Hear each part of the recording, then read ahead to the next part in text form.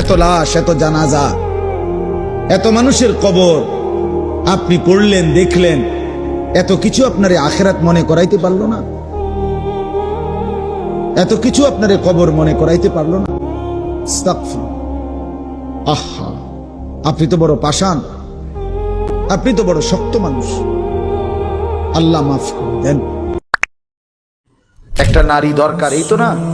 নারীর প্রতি আগ্রহ আছে, মহব্বত আছে, আকর্ষণ আছে, ভালো কথা। এটা পূরণের জন্য আল্লাহ স্ত্রী যথোপযুক্ত সময়ে ইন্তজাম করেছেন।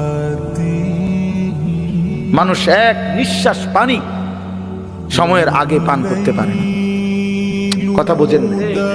কত জায়গায় আমগো তুমি, কত জায়গায় কত বাত্রা ইন্দাত হই।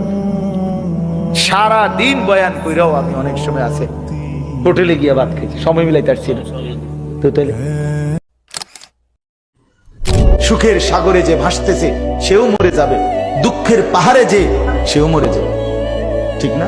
জীবনে কোনোদিন দুঃখ ছাড়া সুখ দেখে নাই যে তারও মৃত্যু হবে।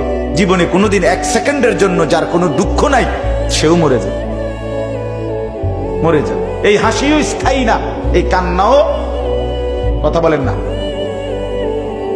দুনিয়ার হাসি স্থায়ী, দুনিয়ার কান্না স্থায়ী, কোনোটাই স্থায়ী না।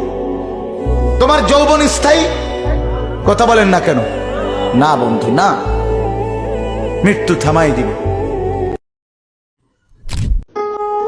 তুমি মা বাপ, আত্মীয় স্বজন, ভাই বন্ধু, পাড়া পড়োশি, ফ্রেন্ড, বন্ধু, ধোকা ধোকা, এরা কেউ শেষ পর্যন্ত থাকবে না। তুমি আমি একাই, তুমি একাই। হয় তোমার বাবা আগে কবরে যাবে, অথবা তুমিও আগে কবরে যেতে, দেখা হবে না। তোমার কবর তুমি একাই, তোমার একাই ফেরেশতার মুখোমুখি হইতে হবে, একাই হাসরের ময়দানে দাঁড়াইতে হবে। নওজোয়ান, তোমার মতো বয়সীও তো কত মানুষ কবরে আছে, আছে না? সে মরলো কেন ভাইয়া? বেকুব দেখে না?